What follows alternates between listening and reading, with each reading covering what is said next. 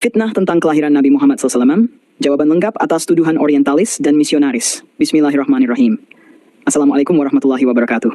Belakangan ini muncul lagi fitnah lama yang sering dipakai oleh orientalis dan sebagian misionaris Kristen untuk menyerang Nabi Muhammad SAW. Mereka mengklaim dengan sombong, open quote, Muhammad lahir setelah ayahnya meninggal 4 tahun. Close quote. Lalu mereka insinuasikan bahwa nasab beliau diragukan. Padahal klaim ini tidak hanya salah besar, tapi juga bertentangan dengan sejarah dan logika. Mari kita luruskan dengan data yang jelas. Fakta sejarah yang disepakati para ahli sirah. Semua ahli sejarah Islam sepakat bahwa ayah Nabi, Abdullah bin Abdul Muthalib, meninggal saat Nabi masih dalam kandungan beberapa bulan saja. Ibnu Ishaq, Ibnu Hisham, Ibnu Katsir, dan Asyuti semuanya mencatat, open quote, Abdullah wafat di Madinah Yatsrib ketika berdagang, sementara Aminah sudah hamil Nabi sekitar 2 bulan. Close quote. Artinya, jarak wafatnya Abdullah dan kelahiran Nabi hanyalah beberapa bulan, bukan 4 tahun. Tidak ada satupun ulama muktabar Ahlus Sunnah yang meriwayatkan versi 4 tahun ini. Dari mana asal tuduhan 4 tahun? Tuduhan ini ternyata berasal dari kesalahan tafsir dan sumber yang tidak otentik. Sebagian orientalis barat seperti William Muir dan Margoliouth mengambil kisah dari riwayat lemah yang bahkan bersumber dari catatan ekstrem Syiah, bukan dari Ahlus Sunnah.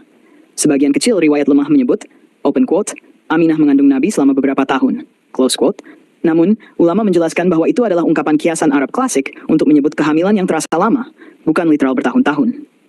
Ibnu Katsir dalam Al-Bidayah wan Nihayah, jilid 225, menegaskan, open quote, klaim bahwa beliau lahir setelah ayahnya wafat 4 tahun adalah batil dan tidak dikenal di kalangan ahli sejarah. Close quote. Jadi, klaim itu hanyalah kesan baca dan tafsir yang disebarkan tanpa ilmu. Bukti logika dan biologis, secara logika dan medis, sangat mustahil seseorang lahir 4 tahun setelah ayahnya wafat. Karena masa kehamilan manusia normal maksimal hanya 9-10 bulan. Al-Quran pun menjelaskan, open quote, ibunya telah mengandungnya dengan susah payah dan melahirkannya dengan susah payah. Masa mengandung dan menyapihnya adalah 30 bulan. Close quote. Artinya, masa kehamilan tidak mungkin bertahun-tahun. Kalau klaim 4 tahun itu benar, maka itu menyalahi fitrah manusia dan hukum biologis yang Allah tetapkan.